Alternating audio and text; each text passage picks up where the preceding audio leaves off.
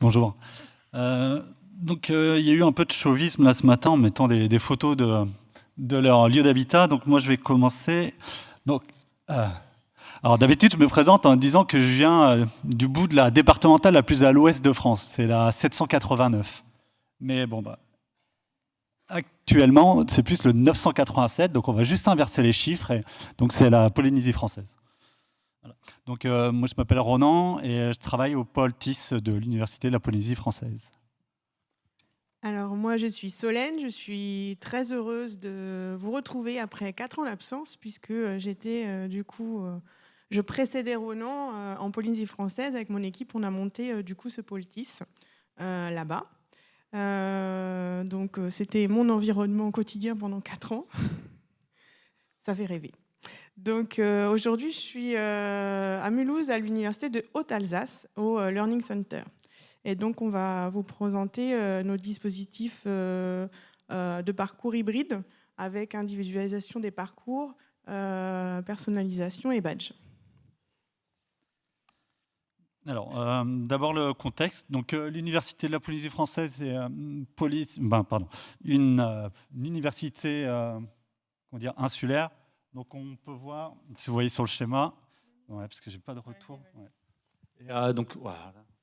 Vous voyez sur le schéma, en fait, le point rouge, c'est Tahiti, c'est là où l'université, et toute la Polynésie s'étend, en gros, sur la surface de l'Europe.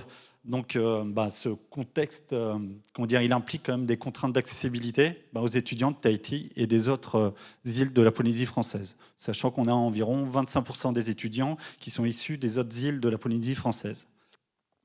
Donc, la mise en place d'une offre de formation plus flexible et centrée sur l'apprenant, répond aux besoins liés à l'éloignement géographique, au temps disponible ou encore à la situation personnelle des étudiants.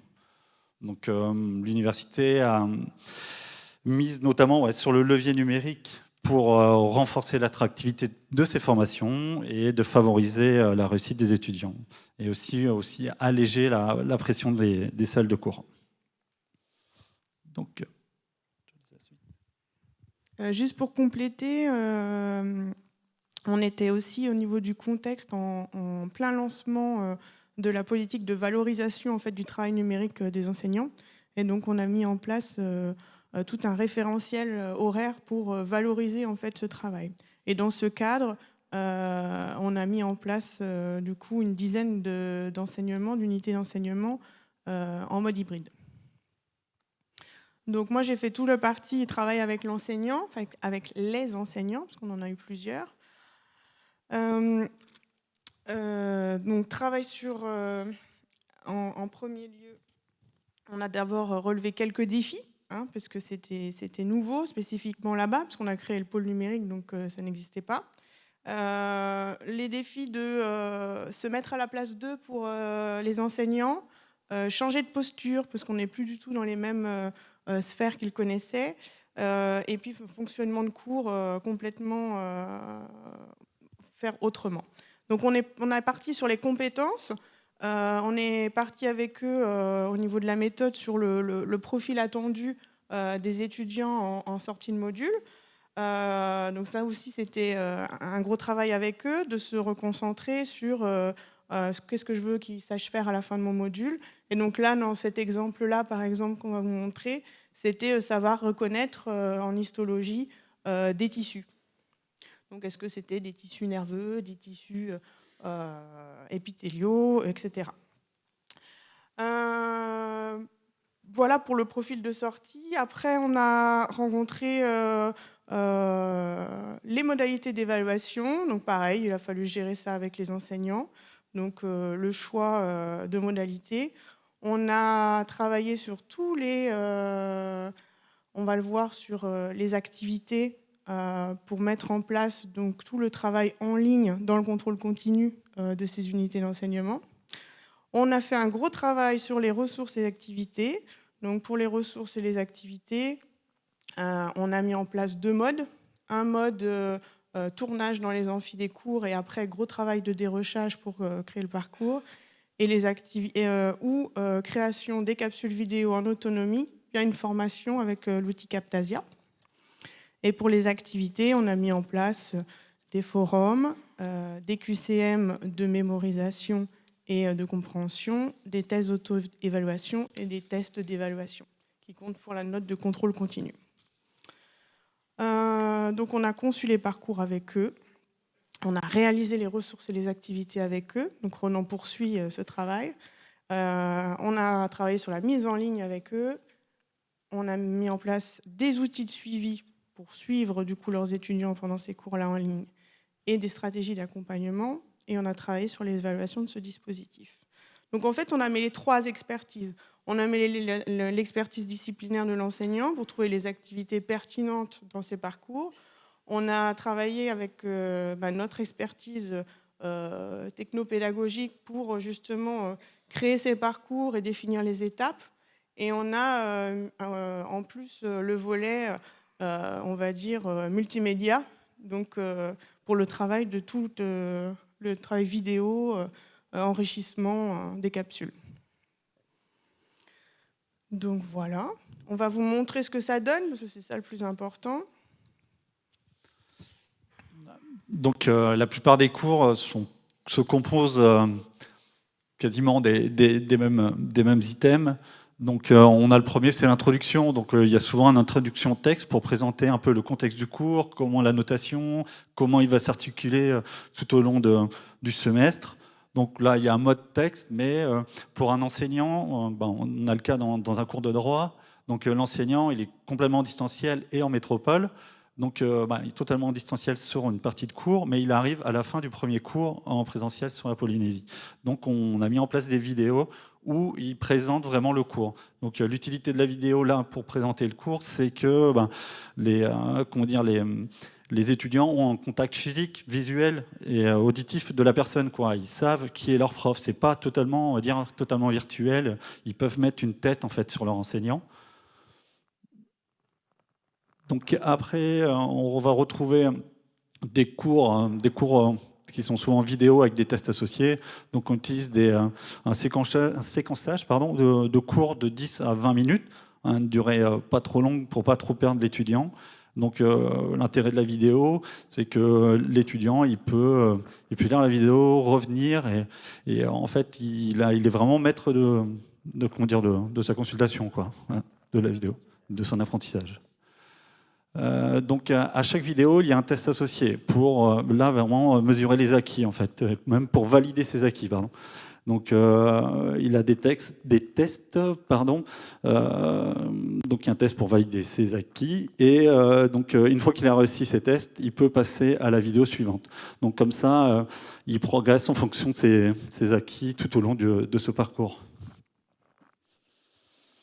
Donc là, c'est les vidéos. Donc 3 types de vidéos. Donc alors, on va attendre que la première revienne. Donc comme je disais, Solène, c'était les cours sur Camtasia en fait. Donc les professeurs, c'est souvent en autonomie, et donc c'est un diaporama filmé. Les deuxièmes types de cours filmés sont des cours qui sont filmés en ligne. Donc c'est plus pour une contrainte de temps où l'enseignant, plutôt que prendre du temps et se filmer en dehors de ses cours, il préférait être filmé pendant le cours. Et après, donc c'était plus un travail de post-production en fait pour animer ces vidéos. Et le troisième type de vidéo, c'est l'utilisation d'un studio fond vert. Donc là, c'est RapidMOOC, donc qu'on a mis en place cette année, et on incite les enseignants à utiliser ce type de capsule vidéo.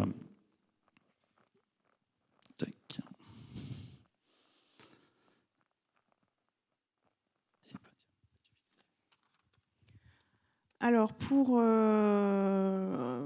impliquer et valoriser en fait le travail accompli, on a mis en place des badges. Donc, on a mis là, par exemple, c'est un exemple de badge par rapport aux différents tissus. Donc, c'est ce que je vous ai donné comme exemple au début, où il fallait qu'ils reconnaissent des tissus en histologie. On n'a pas poussé la réflexion jusqu'au bout. Pour l'instant, on a juste mis les badges. On avait donné ça à l'équipe suivante. On a pour l'instant juste... pour éviter le décrochage, pour impliquer un peu les étudiants, pour valoriser leur travail, pour savoir où ils en sont dans leur apprentissage, pour éviter l'isolement. Généralement, c'est vrai qu'en ligne, on a tendance à faire, et puis voilà, on a validé le chapitre, mais il ne se passait rien. Du coup, le badge arrivait de bon augure. C'était plus qu'on a vu ce matin. Je ne veux pas revenir sur la représentation visuelle en fait, de ce qu'on a réalisé, et puis une valorisation un peu de l'appétit du collectionneur pour les étudiants. On ne l'a pas dit, mais c'est principalement des unités d'enseignement L1. Donc le fait de donner envie aussi, ça fait partie du jeu. La suite logique qu'on avait, nous, identifiée, c'était ludifier ces cours qu'on avait réalisés, créer une politique de badge un peu plus large sur les compétences informelles, les compétences personnelles, les compétences, par exemple, d'esprit d'équipe, les soft skills, via une stratégie plus large au niveau de l'université. Et puis réfléchir à peut-être différents niveaux aussi de participation et donner des niveaux différents et pas que sur la validation de certains là pour les tissus, mais peut-être des niveaux aussi de participation dans le cours. Et puis, mais c'était toujours un projet, mais je pense que ce sera la suite, de faire une communication plus large au niveau des étudiants sur ce que c'est un badge, comment le valoriser dans leur e-portfolio, on en a parlé ce matin, et dans leurs réseaux sociaux pro, voilà, pour développer la stratégie. Mais ça, c'était la suite. Alors, dans les résultats, donc on a un peu analysé l'activité des cours en fait par rapport à différents types de cours hybrides. Là, on parlait des L1, donc on voit sur le schéma derrière que ils ont concentré en fait tout leur travail sur une période très réduite. C'était le week-end du 1er mai, et c'était juste avant la date limite de dépôt de notes en fait, parce qu'en L1 en sciences de la vie, c'est les notes sont en contrôle continu en fait. Il y a un test final où les notes sont prises pour le contrôle continu, et donc ils ont tous travaillé tous à la fin. Donc les L2, eux, le travail a été plus constant sur l'année. Alors sachant que pour le cours de L2, pour passer au chapitre suivant, les étudiants sont obligés de valider le chapitre 1 pour passer au chapitre 2. Et tandis que pour le L1, chaque chapitre s'ouvre en gros tous les 15 jours, mais il n'y a pas d'incidence en fait. Tout sera ouvert, donc c'est pour ça, au niveau du 1er mai, ils ont tous travaillé dessus. Là. Bon, ça, c'était un choix, du coup, on a laissé choix dans le déroulement, dans les contraintes en fait, d'ouverture, les restrictions sur Moodle. Avec chaque enseignant, j'ai travaillé sur leur façon d'enseigner, leur façon de voir les choses, et chacun vraiment avait une vision très différente du déroulement du cours. Et du coup, on a adapté les cours Moodle suivant ceux qui voulaient être tout ouverts, ceux qui voulaient vraiment driver leurs étudiants de L1 en mettant des dates pour bien définir des créneaux, pour leur donner une sorte de planning, pour ne pas les laisser en autonomie totale, parce qu'il fallait les orienter. Et d'autres, ils voulaient carrément, en plus, définir une note de passage. Donc là, c'était carrément 80%. Ils devaient réussir tous les 80% des tests à chaque fois. Donc vraiment valider l'acquisition des connaissances avant de passer à la suite. Donc Moodle nous le permet, de faire les différents choix. Et donc là c'est les graphiques, parce qu'on utilise le bloc progression pour que les étudiants aient comme un feedback en fait par rapport à leur progression dans le cours, mais l'enseignant aussi l'utilise, parce que suite à ces cours-là, il y a des cours de TP, et donc l'enseignant il peut connaître un peu les acquis des étudiants avant de les recevoir en TP, quoi. Il peut savoir s'ils ont travaillé avant de venir au TP. Et donc en sciences de la vie, il y a quand même plus de personnes. J'ai plus les pourcentages en tête, je crois qu'on était 60% des étudiants qui ont été jusqu'à 100%, mais bon, là il y a le contrôle continu qui rentre en compte aussi, et donc on était à une trentaine de pourcents, même un peu moins, quasiment 48% pour les L2, mais des étudiants qui ont été jusqu'au bout. Mais le retour de l'enseignant, donc on a échangé avec l'enseignant, mais lui il dit que même ce pourcentage-là est presque mieux que ce qu'il avait en présentiel en fait, parce qu'il y a beaucoup de décrochage sur la fin d'année universitaire, et pour lui, il avait plus d'étudiants qui ont été jusqu'au bout de son cours en cours hybride plutôt qu'en cours en présentiel. Et la moyenne avait augmenté. Et donc, en données quantitatives, des points positifs des étudiants, donc c'est travailler à leur rythme, l'accessibilité, donc c'est vraiment l'autonomie, quoi. C'est ça qui ressort en fait de de nos feedbacks, en fait, ouais, des sondages. Et donc les points négatifs, il y a des étudiants qui préfèrent avoir en présentiel l'enseignant, donc ça revient. La nécessité d'avoir Internet, faut savoir qu'en Polynésie française, si vous prenez l'opérateur principal, la fibre 10 mégas avec la box télé et tout, c'est 1000 francs, 185 euros, 183 euros. Non, 83 euros, pardon. 83 euros, votre abonnement 10 mégas. Donc c'est pour dire que même tous les étudiants n'ont pas accès à Internet à la maison. Pour pallier à ça, il y a pas mal de salles informatiques qui sont ouvertes, que ce soit à l'ABU ou dans l'université. Et on leur donne pas mal d'ordinateurs aussi portables en prêt. Et donc voilà, procrastination aussi, qui travaillent toujours la veille pour le lendemain. Ouais, puis, pour les enseignants, on avait utilisé les forums. Ils n'étaient pas très proactifs sur les forums, c'était plutôt nous qui étions plutôt proactifs, mais ça leur a permis de récolter énormément pour leur présentiel. C'est-à-dire de retrouver les points, les envies, les difficultés, et donc d'axer leur présentiel vraiment aux besoins de l'étudiant. Donc ça, c'était la partie positive aussi pour les enseignants, suivre la progression de leurs étudiants et puis vraiment être au cœur avec eux dans l'enseignement en présentiel. On a fini, oui. Donc globalement, ils ont apprécié en fait ce cours en ligne, donc ça va faire vite. Et donc pour la continuité, il y a plusieurs choses. Donc c'est plus travailler sur la relance des étudiants qui sont décrocheurs en fait, qu'on ait plus un travail avec l'enseignant pour donc à l'aide des forums ou des mails personnalisés, de relancer les étudiants qui ont décroché le cours pour qu'ils continuent ça. Et après, nous, on va travailler aussi sur notre écosystème autour de ces cours hybrides, parce qu'on a une forte demande, surtout au niveau de la formation continue, de développer les cours hybrides pour des formations pour le public insulaire, quoi. On a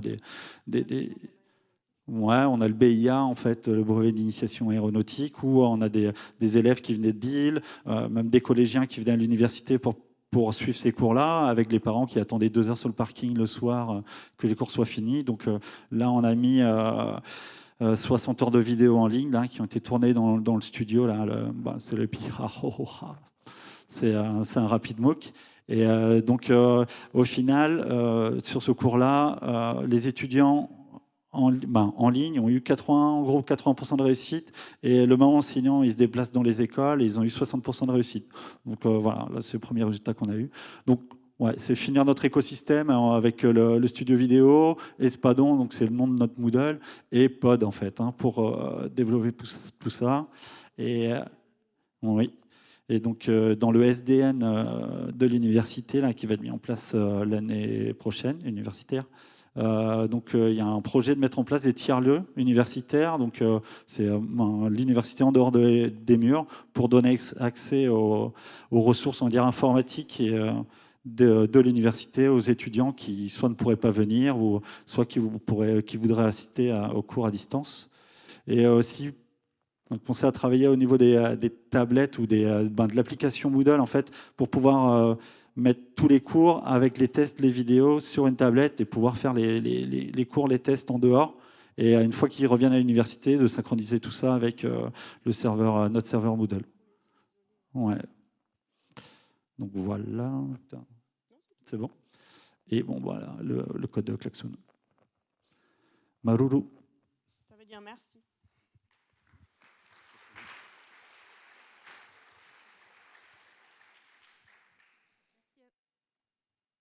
On remet le code. Micro. Merci à vous deux. Avez-vous des questions ?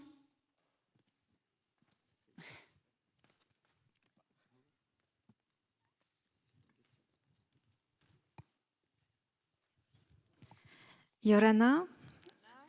Alors, je suis Stéphanie Kerr, je suis formatrice académique à Rennes, Académie de Rennes. J'ai une question à vous poser au sujet du Piha Hohoa. Est-ce que vous pourriez nous en parler un petit peu plus ? Quel est le principe ? Alors, le principe, c'est un studio rapide MOOC, mais bon, après, ça, c'est l'entreprise de la solution qu'on a achetée, mais bon, ça peut se fabriquer à la maison. Donc, c'est un studio fond vert, où l'enseignant est incrusté dans son support de présentation.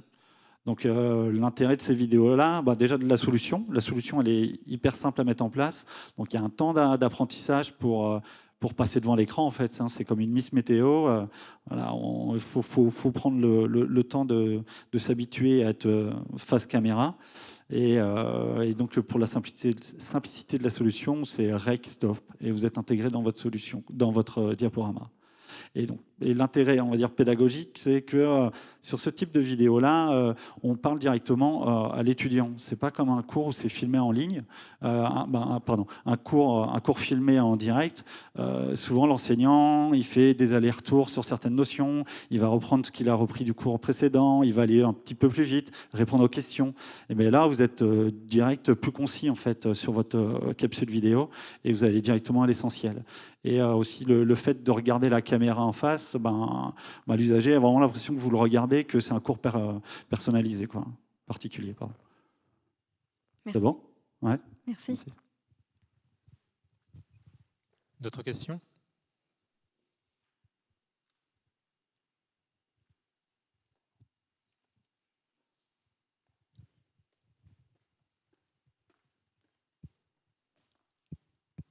Bonjour. Je voudrais que vous en disiez un peu plus sur les cours qui utilisent les tablettes, donc peut-être de façon située. Non, c'est en test en fait. C'est c'est dans la continuité. Je commençais à tester l'application mobile en fait, et même pour tablette ou mettre sur Windows 10, on peut mettre l'application Moodle. Et donc on a la possibilité de télécharger l'intégralité du cours. Mais après, pour mettre les QCM, les tests, il faut rajouter d'autres plugins en fait sur la plateforme. Et c'est ça que je commençais à tester. Et le seul problème que j'avais, je crois que c'était les tests chronométrés qui ne fonctionnaient pas. Donc, en fait, sur les cours de biologie cellulaire, là, pour les premières années, ils ont des tests d'entraînement. À la fin, ils ont un test de 12 minutes qui compte pour le contrôle continu. Et donc, pour ce test-là, normalement, ils seraient obligés de revenir en fait, à l'université ou avoir du Wi-Fi pour finaliser le test, quoi. Là, c'est vraiment c'est la continuité, quoi, essayer de voir ça, quoi, par rapport au problème d'accès à Internet.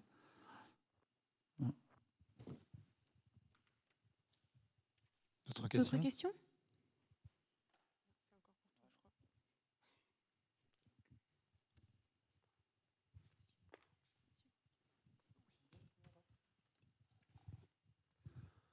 Bonjour. Entre votre RapidMOOC et Pod, est-ce que vous avez développé un connecteur pour pousser automatiquement les vidéos sur la plateforme ? Non, là, c'est le truc qu'on va voir. Ouais. C'est en cours. Le Pod, il est même pas. Il avait eu, on avait mis une version 1.8 et là, il faudrait qu'on passe directement sur la 2. Et donc voilà, c'est vraiment la continuité. C'est ce qu'on voudrait mettre en place. Mais il a peut-être le connecteur. Non. Non, j'ai pas le connecteur. Non. Je sais qu'il existait quelque chose d'origine sur la version 1. Quelque chose de Pod, mais je pense qu'il a besoin d'être développé et d'être mis à jour. Mais c'est pour ça que je vous posais la question. Ouais, non, mais parce que RapidMOOC, c'est que je raconte pas de bêtises, c'est InWeCast. Et InWeCast a son propre serveur qui pousse sur Moodle, quoi. En fait, si on avait toute la chaîne propriétaire, on va dire, ça marcherait, quoi. Et Pod, comme c'est gratuit, on était parti plus là-dessus, quoi. Et sinon, il faudrait qu'on achète c'est le serveur InWeCast qui ferait toute la moulinette. C'est InWeCast, hein. Voilà. Mais après, la question qu'on se poserait, c'est par rapport au cours hybride avec les vidéos. Si la vidéo est hébergée sur un autre hébergeur que la plateforme Moodle, il ne va pas télécharger la vidéo. Donc, si vous avez votre cours, si vous avez un cours avec une vidéo qui n'est pas hébergée sur Moodle, vous ne pourrez pas télécharger la vidéo, quoi. Donc, voilà. Bonjour. Gilliane Marty, Université des Antilles. J'ai une question qui est vraiment très intéressée par rapport à votre dimensionnement. Vous avez à peu près combien d'étudiants, combien d'enseignants et en termes d'équipe techno-pédagogique pour avoir réalisé ce projet-là, vous étiez à peu près combien en termes d'ingénieurs pédagogiques, etc. Enfin, tous ceux qui font des trucs. Deux, il y a un IGE et un ASI en fait, un ingénieur pédago et un techno ASI, quoi. Et vous avez travaillé sur combien de modules d'enseignement, combien de cours Là, il y a une dizaine qui avaient été faits avec l'équipe précédente. Nous, on a fait la continuité et nous, on a le BIA qu'on a fait plutôt cette année. Donc on était deux, donc avec Sébastien Maire, que vous connaissez peut-être en Moodler particulièrement utile. Et du coup, on a fait 10 unités d'enseignement d'une trentaine d'heures à peu près en ligne. Et on est combien d'étudiants ? 4000 étudiants ? 4000 étudiants et on a 3000, bon, avec la formation continue, entre 3 et 4000 étudiants. Et on est à 150 enseignants, 200 enseignants. Qui ont participé donc au... Ah non, là c'est la totalité. Le nombre d'enseignants qui ont participé, il y en a 3. Et donc ça c'était l'année dernière. Donc avec vous, il y en a 2 de plus. Donc ça fait 6 enseignants. D'accord, ok. Merci. Je ne vois pas, Gilliane, je ne sais pas où tu es. Je suis là. Voilà, je réponds dans le vide. Merci. Oui, c'était pour comparer un peu avec les éléments que nous avons, parce que c'est très intéressant ce que vous avez réalisé. Beaucoup On est dans les mêmes problématiques. On a pris beaucoup de temps. L'intérêt, c'est qu'on a créé des liens particuliers avec ces enseignants, parce qu'on travaillait vraiment au quotidien avec eux. On était en Polynésie, mais on a énormément travaillé et ça se poursuit parce qu'on est des équipes très réduites, comme chez toi. Tout à fait. Non, mais on travaille dans les îles. Oui, c'est pas parce qu'on est au soleil qu'on ne travaille pas. Et donc, pour rebondir un peu, c'est qu'il y a une volonté politique en fait, de l'université par rapport aux tiers-lieux. En fait. S'ils mettent des tiers-lieux, il faudrait qu'il y ait des cours accessibles en distanciel. Ce n'est pas juste pour aller voir Moodle et sa messagerie. Donc, ils essayent d'utiliser ces tiers-lieux comme levier en fait, pour développer les cours hybrides. Et donc là, nous, on va bien travailler avec la formation continue qui a plein de projets pour nous en cours hybride ou totalement en ligne. En fait. Donc, ouais. En plus, Gilliane, tu connais, les îles, c'est toujours un peu le même problème. C'est-à-dire que nous, on a vraiment les îles isolées, qui est grand comme l'Europe. Donc, c'est comme si les étudiants venaient de Norvège. Donc, c'est un peu compliqué. On a les problèmes des îles, des bouchons. C'est-à-dire que même celui qui est à la presqu'île, qui est à moins de 80 km, c'est très, très compliqué pour venir. Il faut qu'il se lève à 3 heures du matin. Le service des bus est très compliqué aussi, pas du tout entretenu. Ils sont tous en charge de famille, ils travaillent beaucoup. Souvent, c'est des reprises d'études en L1. Donc, il y a un contexte aussi qui fait que ce type de dispositif répond vraiment à une demande des milieux insulaires. Merci. D'autres questions ?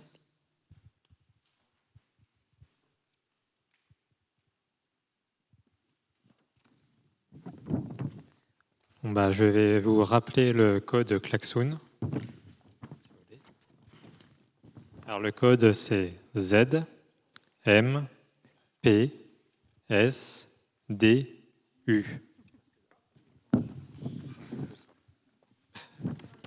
Merci.